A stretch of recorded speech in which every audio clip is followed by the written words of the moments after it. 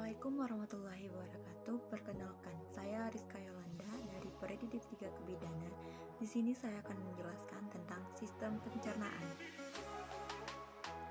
Semua makanan dan minuman yang masuk ke dalam tubuh akan melewati proses pengolahan di dalam sistem pencernaan.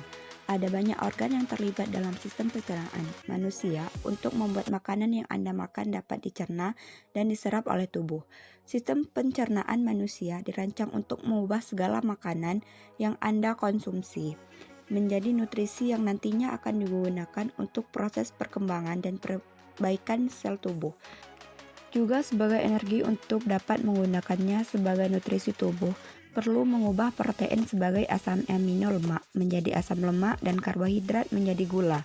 Organ pedas sistem pencernaan pada manusia untuk dapat digunakan sebagai sumber tenaga makanan dan minuman yang masuk ke dalam tubuh harus diolah terlebih dahulu.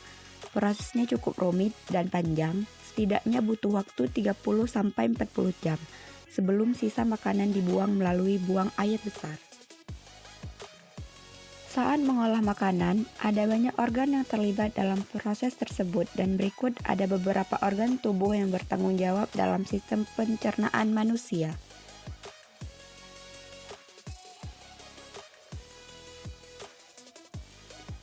Mulut.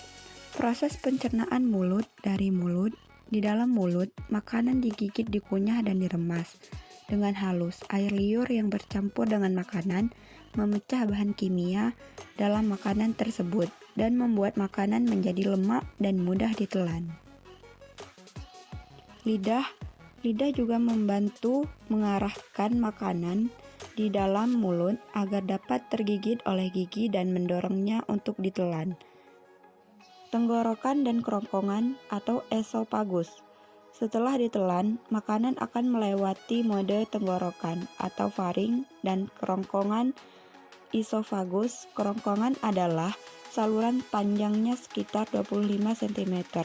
Mulai dari faring hingga lambung, kerongkongan akan mengantarkan makanan yang sudah ditelan untuk diolah lebih lanjut dalam lambung. Di dalam kerongkongan terdapat katup yang disebut dengan epiglottis. Bagian ini berfungsi untuk melindungi saluran napas ketika menelan makanan atau minuman. Ketika minuman atau makanan masuk ke saluran pernapasan, maka Anda bisa mengalami batuk.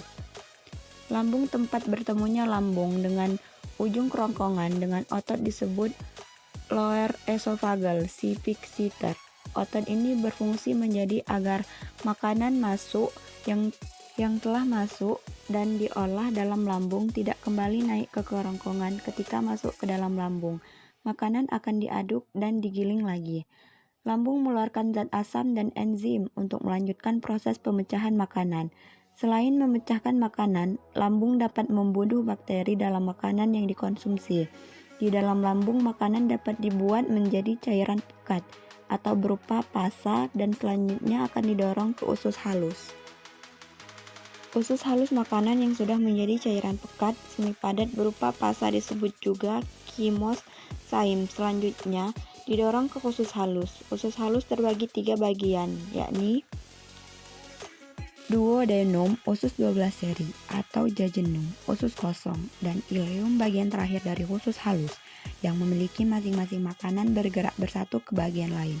Usus dengan bantuan gerakan bersaltik usus. Gerakan bersaltik adalah serangkaian gerakan kontraksi darah.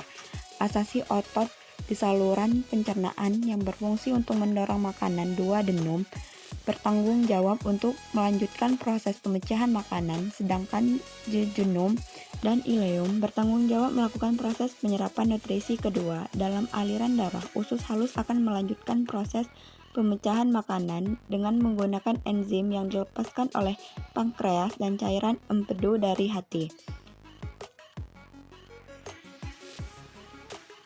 Usus besar. Setelah nutrisi makanan diedorkan ke darah, maka tentunya akan sisa pencernaan makanan yang berupa limbah.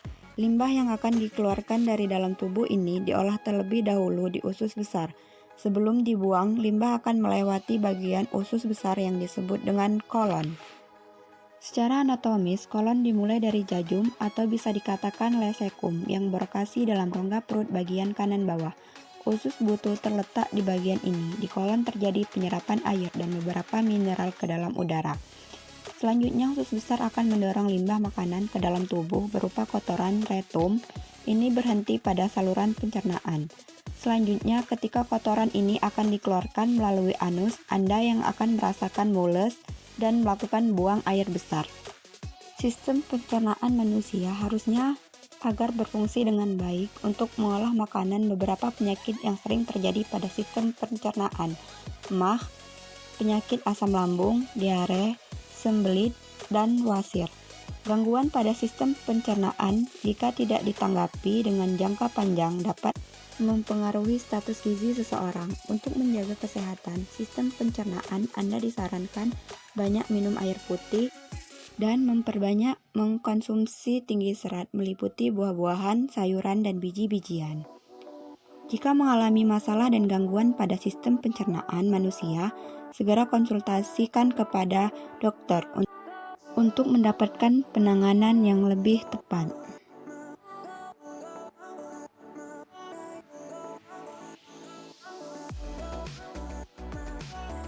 Sekian informasi dan memahami sistem pencernaan manusia. Semoga informasi ini bermanfaat dan menambah pengetahuan Anda.